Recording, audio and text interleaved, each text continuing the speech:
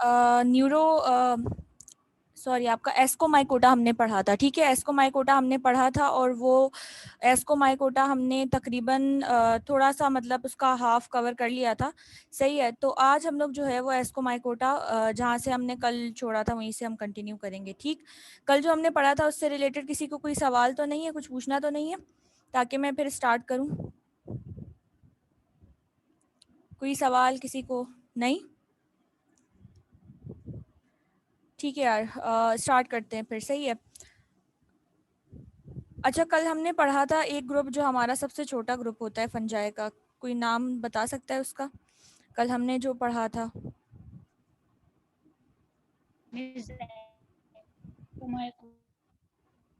Zygomycota, good, ठीक है। Zygomycota हमने पढ़ा था। क्या चीज़ शुरू से स्टार्ट करवा दूँ बेटा?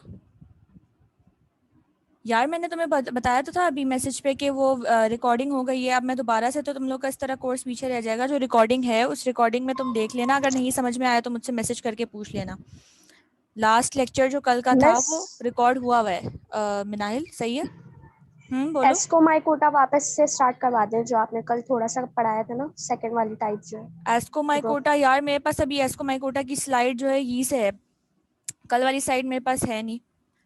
तुम एक काम करो, एस्कोमाइकोटा जो मैंने लास्ट वाली क्लास में बताया हुआ है उसमें देख लेना, अगर नहीं आता समझ में तो मुझसे पूछ लेना, ठीक है।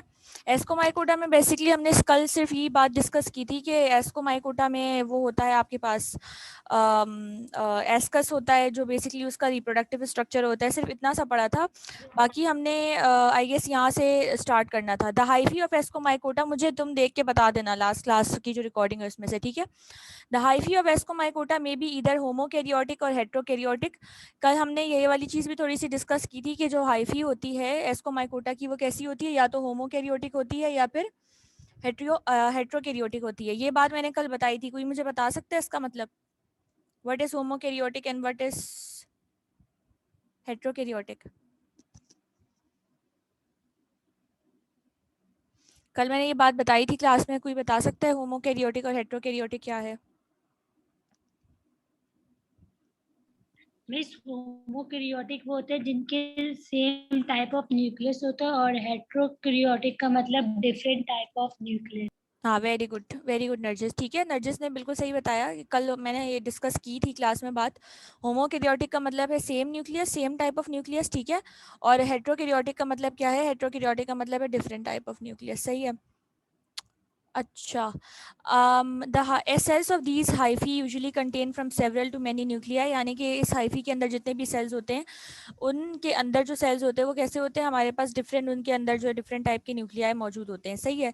As do the gametangia. Gametangia आपको पता है, कितनी दफ़ा हम पढ़ चुके हैं, वो स्ट्रक्चर जिसके अंदर आपके पास गैमेट्स वगैरह प्रोड्यूस हो रहे होते हैं, वो गैमेटेंगिया कहलाता है, सही है।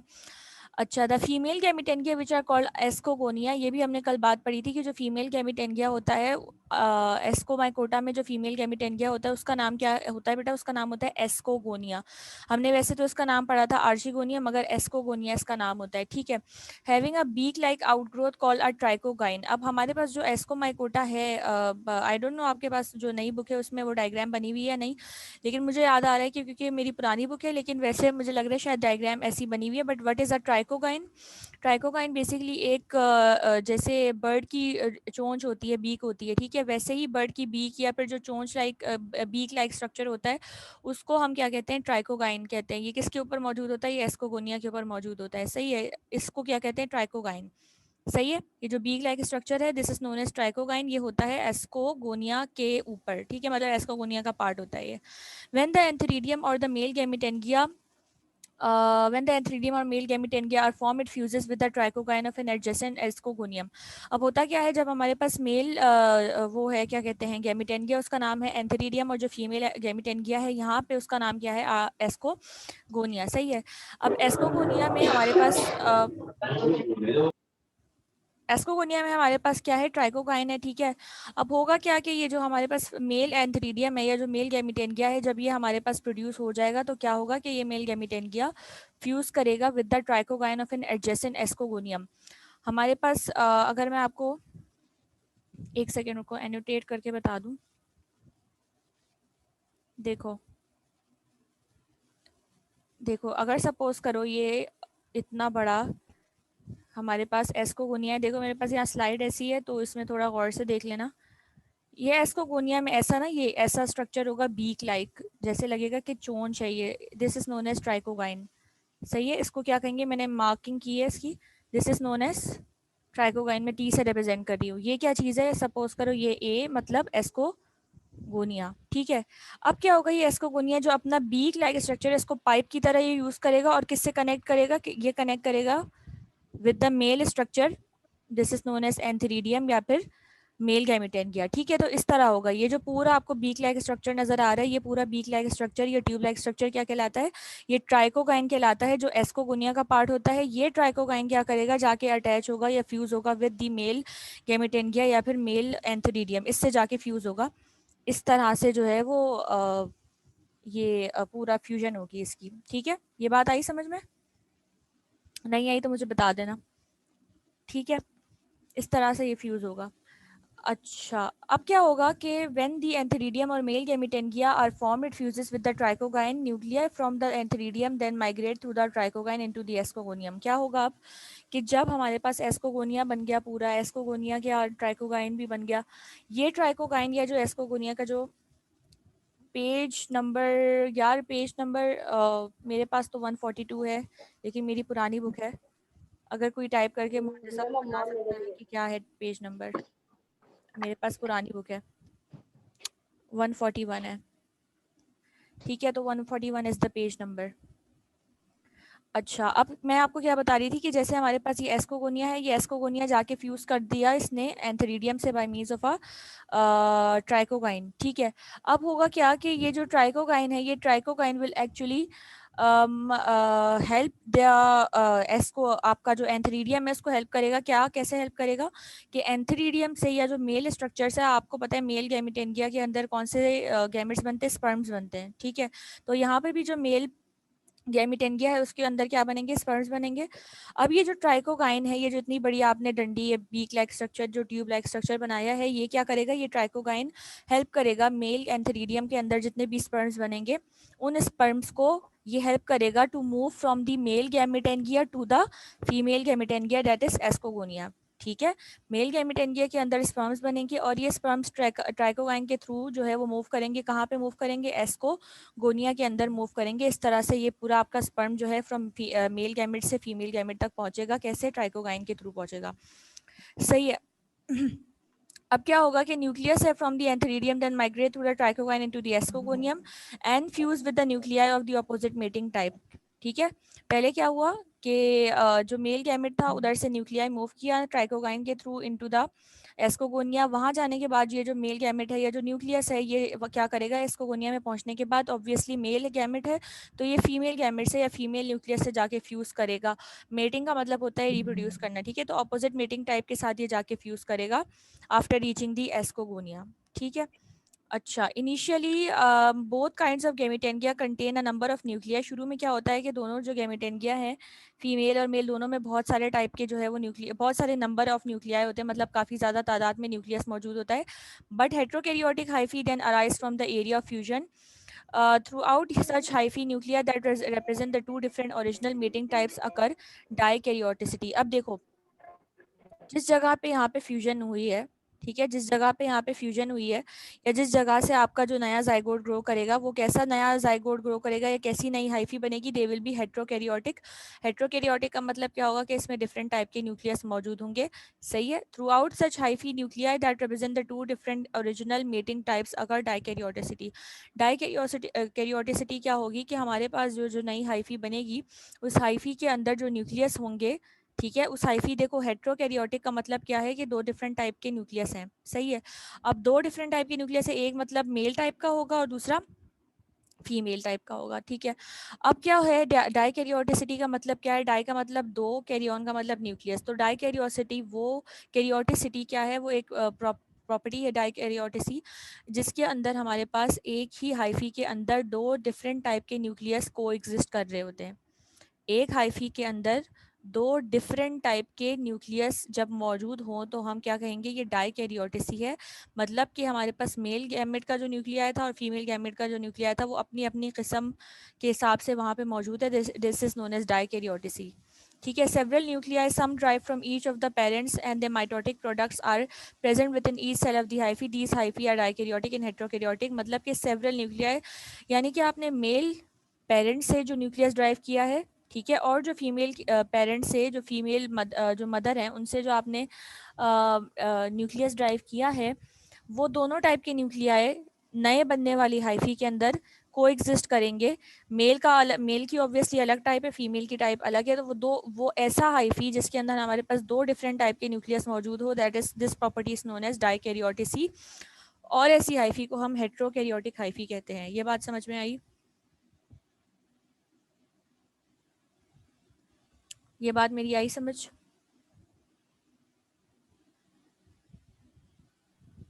वैसे एक दफा आप रिपीट कर दो।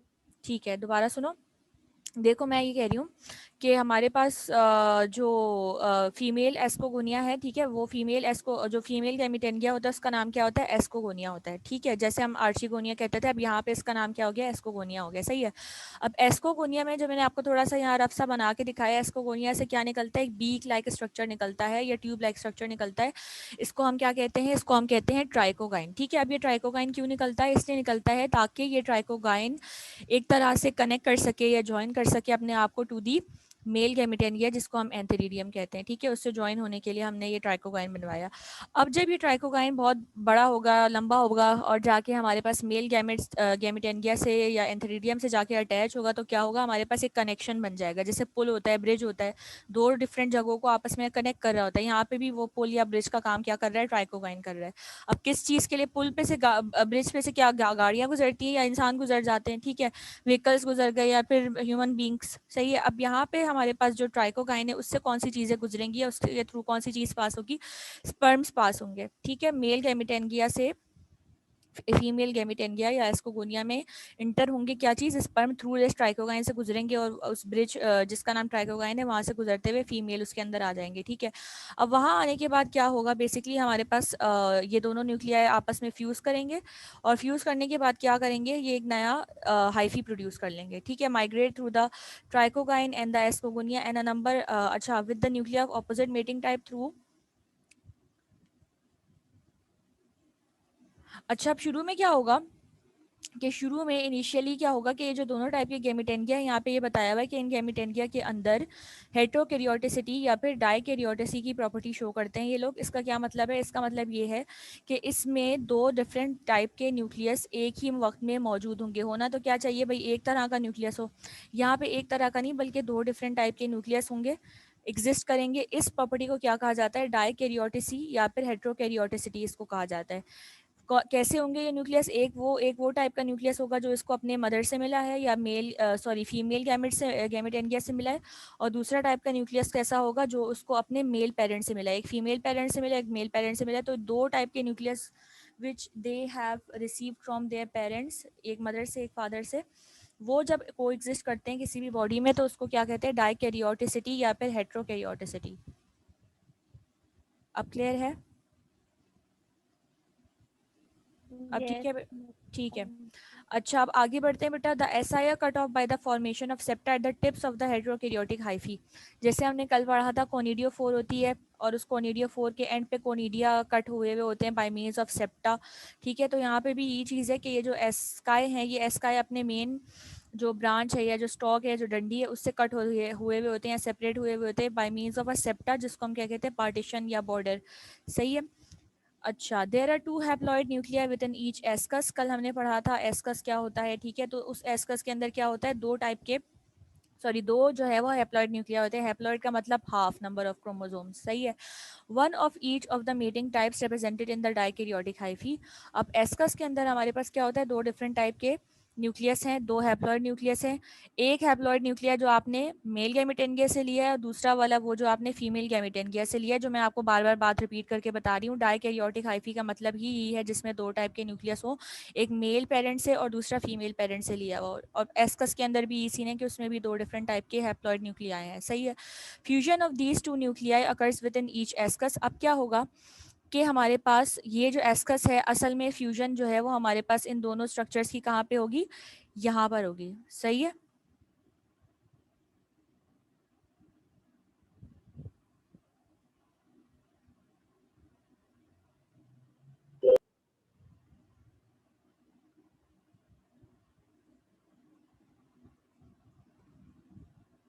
ठीक है। अच्छा, अब यहाँ पे हमने क्या पढ़ा कि यहाँ पे fusion of these 2 nuclei occurs within each ascus. ये 2 टाइप के जो न्यूक्लिया है, एक जो मेल पेरेंट से आया, जो एक फीमेल पेरेंट से आया, ठीक है, ये दोनों क्या करेंगे इसके अंदर, एस्कस के अंदर दे विल फ्यूज। ठीक, फ्यूज करने के बाद ये अब जाके क्या बना रहे हैं, एक अदद जाइगोट बना रहे हैं, सही। Each zygote divides immediately by meiosis forming 4 haploid daughter nuclei. अब होगा क्या कि हमने शुरू में जो पढ़ा था डाइकैरियोटिक हाइफी, डाइकैरियोटिक हाइफी के अंदर हमने पढ़ा कि 2 टाइप के न्यूक्लियस एग्जिस्ट कर रहे हैं, एक मेल न्यूक्लियस है और दूसरा फीमेल न्यूक्लियस है। अब यहाँ पे इन दोनों न्यूक्लियस की एग्जिस्ट करें मतलब कि ये दोनों आप पहले फ्यूज नहीं हुए थे, ठीक है, पहले फ्यूज नहीं हुए थे। अब फ्यूज कब होंगे, ये एस्कस के अंदर फ्यूज होंगे। फ्यूज होने के बाद क्या बना देंगे, एक अदद ये जाइगोट बना देंगे। आपको पता है मेल गैमेट और फीमेल गैमेट दोनों जब आपस में फ्यूज करते हैं तो ये क्या बनाते हैं, ये जाइगोट बनाते हैं, ठीक है, ये जाइगोट प्रोड्यूस कर लेंगे। अब जाइगोट जब बन जाएगा तो जाइगोट किस तरह से डिवाइड करेगा, फौरन से जैसे ही जाइगोट बनेगा वो जाइगोट डिवाइड करेगा बाय मियोसिस। मियोसिस क्या होता है, कोई मुझे जल्दी से बता सकता है, व्हाट इज मियोसिस?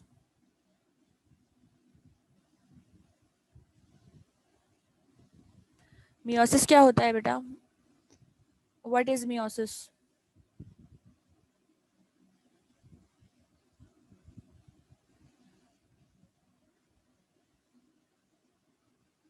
क्या लिखा है आप लोगों ने, जिसमें 4 डॉटर सेल्स बनते हैं, ठीक है मनाहिल, 4 सेल प्रोड्यूस होते हैं, जी तहरीम 4 सेल तो प्रोड्यूस होते हैं, मगर सेल के बारे में भी तो बताओ कैसे होते हैं सेल्स, आर दे डिप्लॉयड और are they haploid? Haploid, Tahreem haploid, Manahil haploid, very good to both of you. Tahreem और मनाहिल ने ठीक बताया, 4 टाइप के सेल्स बनते हैं और कैसे होते हैं यार, हैप्लॉइड होते हैं, ठीक है।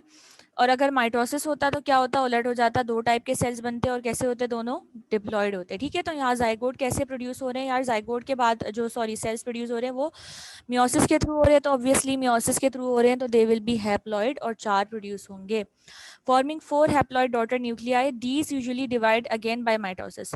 क्या हुआ आपके पास, मेल और फीमेल जो न्यूक्लियस थे, 2 टाइप के न्यूक्लियस एग्जिस्ट कर रहे थे हाइफी में, वो दोनों फ्यूज किया उन्होंने फ्यूज करने के बाद जाइगोट बनाया। जैसे ही जाइगोट बना, तो जैसे ही जाइगोट बना आपके पास, वैसे ही आपके पास वो जाइगोट बनने के बाद क्या हो गया, वो जाइगोट जो है वो डिवाइड कर गया बाय मींस ऑफ मियोसिस। जब मियोसिस के थ्रू वो डिवाइड हुआ तो फिर क्या प्रोड्यूस कर लिया उसने, उसने 4 टाइप के डॉटर न्यूक्लियाई प्रोड्यूस किए। अब जब 4 डॉटर न्यूक्लियस प्रोड्यूस हो गए तो हर न्यूक्लियस क्या करेगा, पहले इसमें मियोसिस हुई थी जिसकी वजह से 4 हुए थे, अब क्या होगा, हर डॉटर न्यूक्लियस अपने आप को डिवाइड करेगा बाय मींस ऑफ माइटोसिस। इसका मतलब क्या है कि अगर अब माइटोसिस हो रही है तो नंबर ऑफ क्रोमोसोम जो है वो डिप्लॉयड होगा या सेम रहेगा, ठीक है। और कैसे आपके पास स्ट्रक्चर्स बनेंगे, हमारे पास 2 बनेंगे, 2 सेल्स प्रोड्यूस होंगे, जैसे हैप्लॉइड उसमें हो रहे थे, मियोसिस में 4 बन रहे थे, माइटोसिस में 2 होंगे और डिप्लॉयड होंगे। अब क्या होगा, that these usually divide again by mitosis producing 8 haploid nuclei that become walled ascospores. अगर मैं कह रही हूँ कि मेरे पास 8 जो है वो हैप्लॉइड न्यूक्लियाई प्रोड्यूस हो रहे हैं, इसका मतलब क्या है, कैसे 8 प्रोड्यूस हो रहे हैं, देखो ना यार 4 टाइप के न्यूक्लियस थे, तो हर एक जो है वो दो डॉटर सेल्स प्रोड्यूस करेगा, जिसकी वजह से 4 मल्टीप्लाई बाय 2 क्या होता है, आंसर 8 होता है, ठीक है। तो हर सेल 2 में डिवाइड होगा, 4 सेल है हमारे पास, तो 4 सेल जब अगर हम उसको 4 मल्टीप्लाई बाय 2 करें तो 8 हो जाएगा, मतलब हमारे पास कितने न्यूक्लियस प्रोड्यूस होंगे एंड में, 8 डॉटर सेल्स या 8 हैप्लॉइड न्यूक्लियस प्रोड्यूस हो जाएगा। बात ये समझ में आई, ठीक है। That become walled ascospores. अब क्या होगा, ये जो हमारे पास 8 हैप्लॉइड न्यूक्लियर प्रोड्यूस हुए हैं, ये 8 हैप्लॉइड न्यूक्लियर क्या प्रोड्यूस करेंगे, ये कुछ टाइम बाद इनके अराउंड एक वॉल से प्रोड्यूस हो जाएगी और वो क्या बनाएंगे, एस्कोस्पोर बनाएंगे, ठीक है। In Ascomycota the ascus becomes highly turgid at maturity. अब होता क्या है कि एस्कोमाइकोटा के अंदर जो हमारे पास एस्कस है, ठीक है, जो हमने कल स्ट्रक्चर जिसका देखा था, ये एस्कस क्या होते हैं, ये एस्कस बहुत ज़्यादा हार्ड, बहुत ज़्यादा टर्जिड हो जाते हैं। टर्जिड मतलब हार्ड होना, ठीक है। कब हार्ड होते हैं, कब टर्जिड होते हैं, जब ये मेच्योर हो जाते हैं, जब ये अपनी इनकी थोड़ी एज ज़्यादा हो जाती है, ठीक है। And ultimately burst often at a perforated area. Perforated का मतलब होता है वो जगह जो कि जिसमें कोई होल हुआ हुआ, कोई छेद, कोई सुराख हुआ हुआ, ठीक है। तो जब ज़ाहिर बात है मेच्योरिटी में ये पहुंच जाएगा, तो अब मेच्योर हो गया है, तो अब ज़ाहिर बात है इसने स्पोर्स रिलीज़ करने हैं, और ये सारी चीज़ें स्पोर्स रिलीज़ करेगा तो आके रिप्रोडक्शन होगी ना। तो स्पोर्स रिलीज करने के लिए हमारे पास क्या होता है, एस्कस जब मेच्योर हो जाता है, तो ये एस्कस मेच्योर होने के बाद क्या होता है, एस्कस बर्स्ट हो जाता है। और जब ये बर्स्ट हो जाता है तो उसके अंदर जितने भी एस्को स्पोर्स प्रोड्यूस हुए थे, छोटे छोटे स्पोर्स प्रोड्यूस हुए थे, वो सारे क्या होते हैं, डिस्पर्स हो जाते हैं। जाहिर बात है फट जाएगा, बर्स्ट हो जाएगा, और जितने भी एस्को स्पोर है वो बाहर रिलीज हो जाएंगे, ठीक है। When this occurs, the ascospores may be thrown as far as 30 centimeter, an amazing distance considering that most ascospores are about 10 micrometres long. यानी कि एस्कोस्पोर का अपना साइज कितना छोटा होता है, 10 माइक्रोमीटर। माइक्रोमीटर मीन्स 10 एक्सपोनेंट -6, ठीक है, इतना छोटा होता है ये स्पोर। लेकिन ये जो है वो इतनी पावर से बर्स्ट करता है कि 30 सेंटीमीटर दूर भी आपके पास ये स्पोर्स जा सकते हैं जब एस्कस बर्स्ट होता है, ठीक है। एस्कोकार्प और फ्रूटी बॉडीज, अच्छा ये जो आपका ये जो लास्ट मतलब अभी जो मैं पैराग्राफ पढ़ने जा रही हूँ, इस पे हेडिंग आप एस्को कार्प की बनाओगे। ये अलग से शॉर्ट क्वेश्चंस में पूछा जाता है, ठीक है। तो ये भी याद, वैसे तो पूरा ही याद करना है, बट ये ascocarp short question answers में वैसे पूछा जाता है।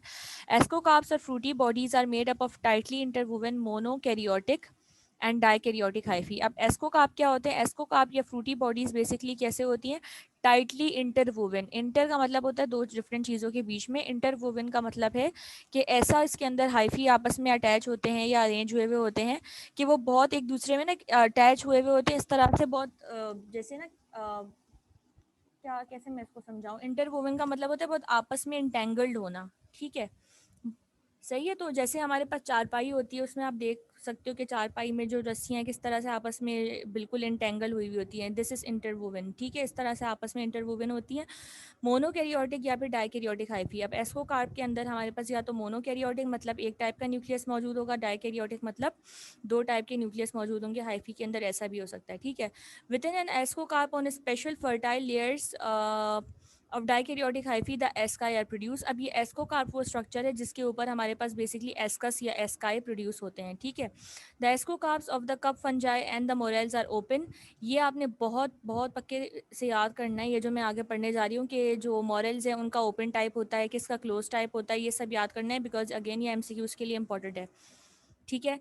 The ascocarps of the cup fungi and the morals, कल हमने इसकी एग्जांपल पढ़ी थी एस्को माइकोटा की, उसमें कप फंजाई मॉरल्स आ जाते हैं। तो एस्को माइकोटा का जो नाम है ना, ये जो दो तीन एग्जांपल्स हैं मॉरल्स और कप फंजाई, ये किस टाइप के होते हैं, इनमें एस्को कप ओपन टाइप के होते हैं, ठीक है। With the asci lining the open cups called apothecium, ठीक है। हमारे पास इसके अंदर कैसा स्ट्रक्चर होता है, बिल्कुल ये ओपन होता है, मतलब खुला हुआ होता है। और इस ओपन स्ट्रक्चर के अंदर हमारे पास क्या मौजूद होते हैं, बहुत सारे एस्कस मौजूद होते हैं। और इस स्ट्रक्चर को हम क्या नाम देते हैं, ओपोथीशियम नाम देते हैं, ओपो ओपन, ठीक है, apothecium. Other ascocarps are closed और have a small opening at the apex called cleistothecium. कुछ टाइप के ऐसे एस्कोकार्प्स होते हैं जो कि क्लोज होते हैं। पहली टाइप हमने क्या पढ़ी एस्कोकार्प की, ओपन मतलब कि खुला हुआ है वो, ठीक है। किस टाइप के फंगस के अंदर होता है ये, मॉरल्स और कप फंजाई में। दूसरा टाइप क्या है, दूसरी है हमारे पास क्लोज टाइप, मतलब कि उसका जो टॉप है, ओपनिंग है, वो बंद है, ठीक है, क्लोज टाइप है। एस्कोकार्प्स आर क्लोज्ड और have a small opening at the apex called cleistothecium, ठीक है। इनको क्या कहा जाता है, इनको क्लेस्टोथीशियम, क्लोज क्लेस्टोथीशियम कहा जाता है, एंड पेरिथीशियम रिस्पेक्टिवली, ठीक है। इनको क्या कहा जाता है, क्लेस्टोथीशियम, उनको कहा जाता है क्लेस्टोथीशियम जिनकी ओपनिंग्स जो है वो बंद होती हैं, क्लोज होती है, और जिनकी ओपनिंग बहुत छोटी सी, बहुत स्मॉल सी होती है एट द एपेक्स, ठीक है। एपेक्स का मतलब होता है टॉप, तो उनको पेरिथीशियम कहा जाता है, सही है। The ascocarps of Neurospora an important organism और genetic research are of this type of this latter kind. यानी कि हमारे पास जो पेरिथीशियम है उसकी एग्जाम्पल में न्यूरोस्पोरा आ जाता है, न्यूरोस्पोरा, ठीक है। दोबारा से सुन लो, एस्कोकार्प क्या होते हैं, एस्कोकार्प हमारे पास फ्रूटी बॉडीज होती हैं। इन एस्कोकार्प के अंदर हमारे पास जितने भी इसका जो पूरा स्ट्रक्चर होता है उसमें बहुत सारी हाइफी मौजूद होती हैं। ये हाइफी कैसी होती हैं, इंटरवूवन होती है, जैसे चारपाई में आप देखते हो, ठीक है। जो रस्सियाँ वगैरह आपस में बिल्कुल क्रिस क्रॉस हुई हुई होती है, बिल्कुल वैसे ही हमारे पास एस्कोकार्प के अंदर हाइफी क्रिस क्रॉस हुई हुई होंगी। कैसी हाइफी होती है इसमें? मोनोकैरियोटिक और डाइकैरियोटिक दोनों टाइप्स की हाइफी होती हैं। सही है। अब हमारे पास ये जो है एस्कोकार्प, इसके अंदर क्या प्रोड्यूस होता है? इसके अंदर हमारे पास एस्कस प्रोड्यूस होता है। एस्कस के अंदर ही ये सारा काम हो रहा होता है, ये एस्कोस्पोर बनना, ये सब चीज़ें। अच्छा, अब हमारे पास 3 टाइप के एस्कोकार्प है, ओपन टाइप है, क्लोज टाइप है, और वो जिसके अंदर हमारे पास बहुत स्मॉल सी ओपनिंग होती है एपेक्स के ऊपर। ठीक है, ओपन टाइप का हम दूसरा नाम देते हैं ओपोथीशियम। इसकी एग्जांपल क्या है? कौन से फंगस में आपको ओपन टाइप एस्कोकार्प मिलेंगे? मॉरेल्स में मिलेंगे और कप फंगस में मिलेगा। ठीक है, दूसरी टाइप क्या है? क्लोज टाइप है। और तीसरी टाइप क्या है? पेरीथीशियम है। पेरीथीशियम कौन सी टाइप को हम कहते हैं? जिसमें हमारे पास ओपनिंग है लेकिन वो बहुत छोटी, बहुत स्मॉल सी ओपनिंग है, that is present on the tip या एपेक्स, और इसकी एग्जांपल में न्यूरोस्पोरा आ जाता है। ठीक है, is it clear to you all? Yeast start करूं?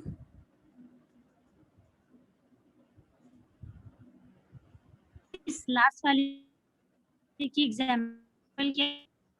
पेरीथीशियम जो है ना, वो पेरीथीशियम की एग्जांपल है न्यूरोस्पोरा। जो पेरीथीशियम नाम है, ठीक है, उसकी एग्जाम्पल क्या है? न्यूरोस्पोरा। जैसे ओपोथीशियम है, उसकी एग्जाम्पल या आपका जो ओपन टाइप है उसकी एग्जाम्पल क्या है? कप फंगस या मॉरेल्स है। ठीक है, उसी तरीके से जो हमारे पास पेरीथीशियम है वो उसकी एग्जाम्पल में कौन सा नाम लिखोगे आप? न्यूरोस्पोरा। सही है, सबको क्लियर है? ठीक है यार, चलो अब यीस्ट पे आ जाते हैं। यीस्ट, आपको पता है यीस्ट के बारे में हमने एक चीज़ पढ़ी थी क्लास में, एक एक्सेप्शन होती है यीस्ट की। कौन बताएगा मुझे? कौन इंटेलिजेंट बच्चा बताएगा? क्योंकि हमने क्लास में पढ़ी थी बात। बस वो यूनिसेलुलर होते हैं। तो इसमें क्या अलग चीज़ है? ईस्ट जो होते हैं वो यूनिसेलुलर होते हैं ना, बाकी सारे मल्टी सेलुलर हाँ, होते ये बोलो ना पूरी बात। ठीक है, वेरी गुड मनाहिल। ठीक है, बाकी जितने भी सारे फंगस है वो कैसे होते हैं? मल्टी सेल्यूलर है, मतलब उनमें एक से ज़्यादा सेल होते हैं। But if you talk about आपका जो यीस्ट है, दैट इज़ यूनिसेल्यूलर, मतलब उसमें एक ही सेल होता है। ठीक है, this is important for MCQ point of view, क्योंकि एक्सेप्शन है, बाकी सारे मल्टी सेल्यूलर हैं। सिर्फ और सिर्फ यीस्ट आपके पास मल्टी नहीं बल्कि यूनिसेल्यूलर होता है, एक ही सेल है। सही है। Yeast, which are unicellular, are one of the most interesting and economically important groups of microscopic Ascomycota। ठीक है, yeast किसकी एग्जाम्पल में आ जाता है? Ascomycota की। ये भी याद रखना है आपने कि yeast ना जाइगो का है, जाइगोमाइकोटा, ना बेसिडियोमाइकोटा, ना ड्यूटीरो का, बल्कि किस चीज़ की एग्जाम्पल है? एस्कोमाइकोटा की एग्जाम्पल है। ठीक है, most of their reproductive reproduction asexual and takes place by self fission और बडिंग। ये आप अंडरलाइन कर लो। यीस्ट के अंदर बेसिकली जो रिप्रोडक्शन है वो कैसे होती है? वो सेल्फ फिशन के थ्रू होती है या फिर बडिंग के थ्रू होती है। अब जो बडिंग है ये हम मेरे ख्याल से थोड़ा बहुत पढ़ चुके हैं। जैसे हमने पोटैटो का पढ़ा था, पोटैटो पे एक छोटा सा बड अपेयर होता है, वो बड सेपरेट होता है, this is known as budding. Fission का मतलब है बेसिकली डिवीजन होना। ठीक है, फिशन का मतलब क्या है? एक चीज़ एग्जिस्ट कर रही है और वो चीज़ जब डिवाइड होती है तो इसका मतलब इसमें फिशन हो रही है। फिशन का मतलब है डिवीजन, मतलब एक सिंपल सी चीज़ की डिवीजन होना। ठीक है, budding the formation of a smaller bud from a larger one, sometimes however whole yeast cells में फ्यूज। ठीक है, इसमें रिप्रोडक्शन कैसे होती है यीस्ट के अंदर? या तो फिशन के थ्रू होती है, ये याद रखना है, इसमें कैसी टाइप की रिप्रोडक्शन होती है? या तो फिशन के थ्रू होती है या फिर बडिंग के थ्रू होती है।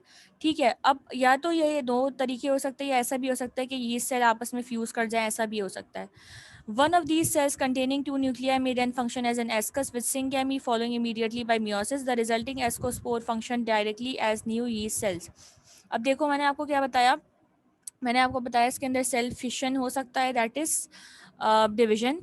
ठीक है, सिंपल डिवीजन, या फिर इसके अंदर क्या हो सकता है? या तो इसके अंदर हो सकता है हमारे पास बडिंग। ठीक है, ये दोनों रिप्रोडक्शन के तरीके इसके अंदर हो सकते हैं, किसके अंदर? यीस्ट के अंदर। सही है। अब यहाँ पे दूसरा एक phenomena,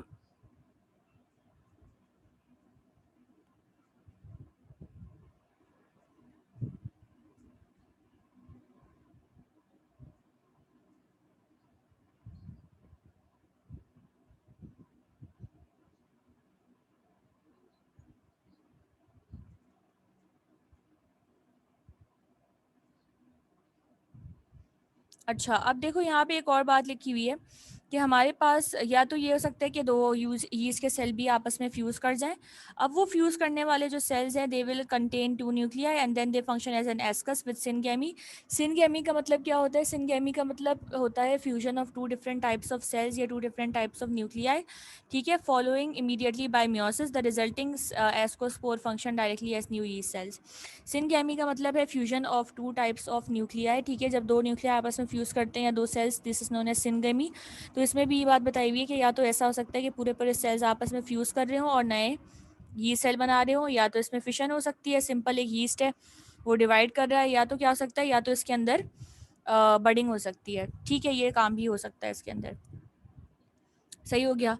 the ability of yeast to ferment carbohydrate breaking down glucose to produce ethanol and carbon dioxide in the process is fundamental in the production of bread beer and wine. ये यूजेस है, इसमें आप heading बना सकते हो economic importance of yeast के, ये economy के लिए कितना हेल्पफुल होता है या किस तरह से काम आता है, ठीक है, आप उस कॉन्टेक्स्ट में ये बता सकते हो।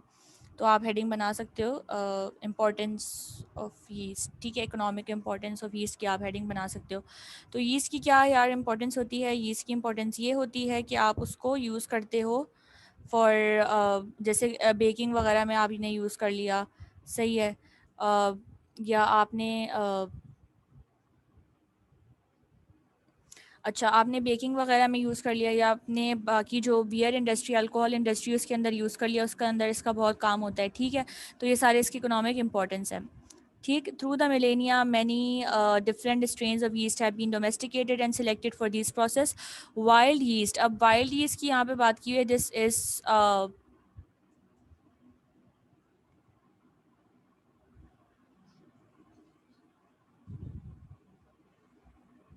this is a type of fungus, ठीक है, wild yeast is a type of fungus, yeah, is a type of yeast. Wild yeast once historically but domesticated yeast are normally used now. The most important in these are Saccharomyces cerevisiae, ये एक नाम है yeast का, एक type है, ठीक है, ये भी याद रखना। This yeast has been used by humans throughout recorded history.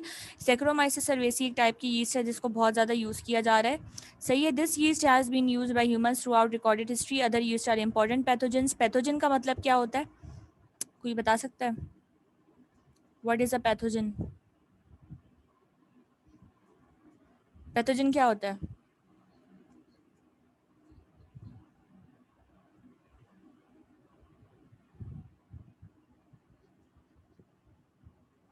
What is a pathogen? Any idea?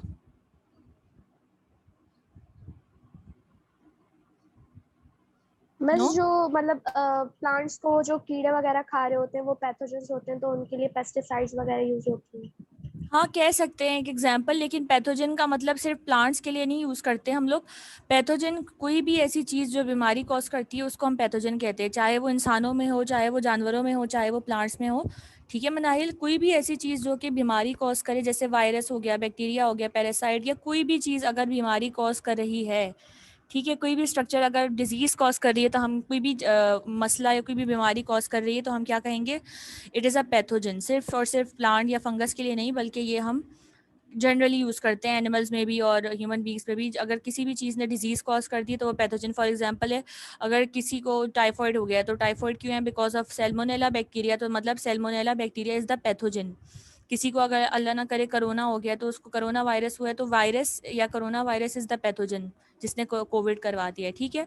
तो पैथोजन का मतलब होता है एनीथिंग दैट कॉजेज डिजीज़, ठीक है, डिजीज़ जो भी चीज़ करवाती है वो virus, bacteria, be it anything that is pathogen. तो कुछ चीज़ ऐसे होते हैं जो इंपॉर्टेंट पैथोजन है, मतलब वो डिजीज़ का कॉज करवा सकते हैं। देखो आगे लिखा हुआ भी है, पैथोजेंस एंड कॉज डिजीज़, ठीक है, ये डिजीज़ कॉज करवा सकते हैं, such as thrush and cryptococcosis, one of them candida causes a common vaginal infection. अच्छा, अब इसमें हमारे पास कुछ यीस्ट ऐसे होते हैं जो कि आप ने कह दिया कि भाई वो आप यूज़ करते हो इंडस्ट्री में और इस तरह से वो यूज़ होता है, मगर कुछ यीस्ट ऐसे होते हैं जो डिजीज़ कॉज कर सकते हैं। फॉर एग्जांपल डिजीज़ का नाम क्या है? एक नाम है थ्रश, दूसरा नाम है क्रिप्टोकोकोसिस। ये दो बीमारियां हैं जो यीस्ट कॉज कर सकता है। और एक और बीमारी क्या है? कैंडिडा आपके पास उसका नाम होता है, एक तरह का वो है आपके पास, टाइप ऑफ यीस्ट है जिसका नाम क्या है? कैंडिडा। ये क्या करवाता है? वजाइनल इन्फेक्शन करवाता है। What is vaginal infection? Vagina is basically a female reproductive organ, ठीक है, फीमेल रिप्रोडक्टिव ऑर्गन वजाइना कहलाता है। इसके अंदर इन्फेक्शन करवा सकता है हमारा कैंडिडा, जो एक टाइप का यीस्ट है। ठीक है, इज इट क्लियर? क्लियर है ये बात?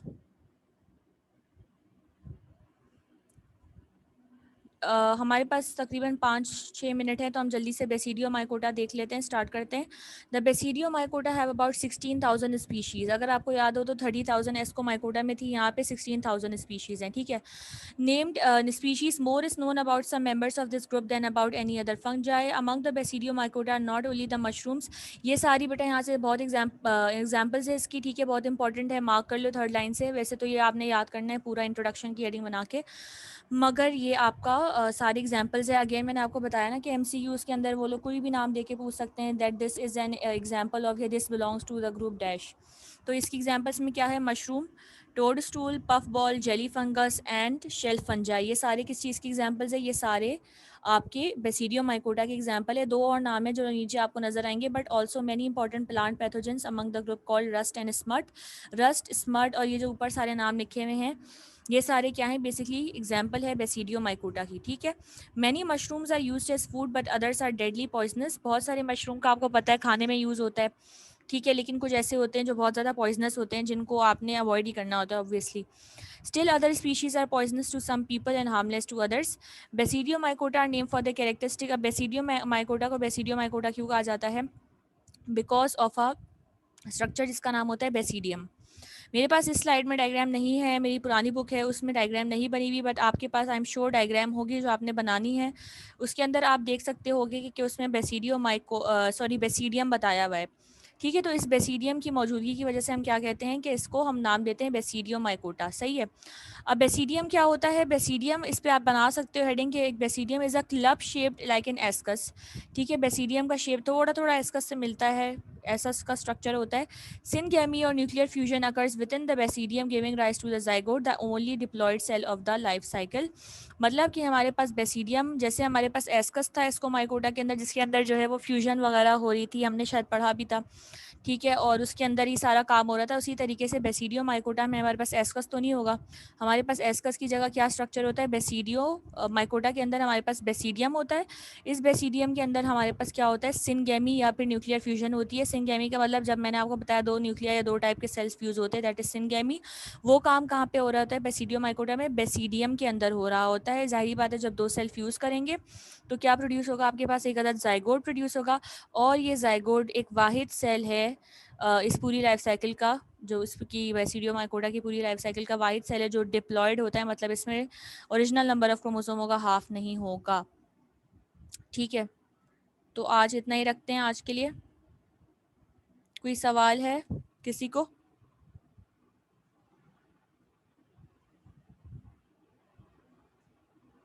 कोई सवाल है किसी को? इसे कार्डिडा का क्या? कैंडिडा है, ये कैंडिडा है। ठीक है, कैंडिडा क्या होता है यार? कैंडिडा हमारे पास एक अदद यीस्ट की टाइप होती है। ठीक है, कैंडिडा क्या होती है? एक अदद यीस्ट की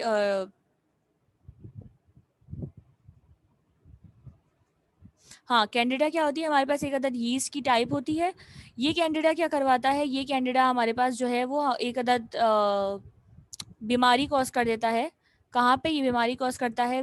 with in the female genital tract या फीमेल रिप्रोडक्टिव ऑर्गन के अंदर, जिसको हम क्या कहते हैं? जिसको हम कहते हैं वजाइना। ठीक है, अब ये हमारे पास एक एग्जाम्पल है या एक टाइप है किसकी? यीस्ट की टाइप है जिसका नाम है कैंडिडा। ये जो यीस्ट है, यीस्ट की जो टाइप है कैंडिडा, ये कैंडिडा इटसेल्फ एक बीमारी करवा सकता है जिसको हम कहते हैं वजाइनल इन्फेक्शन। बात आई समझ में? हाँ अक्सा, आपने हैंड रेस किया है, कोई सवाल है या ये ऐसी गलती से दब गया?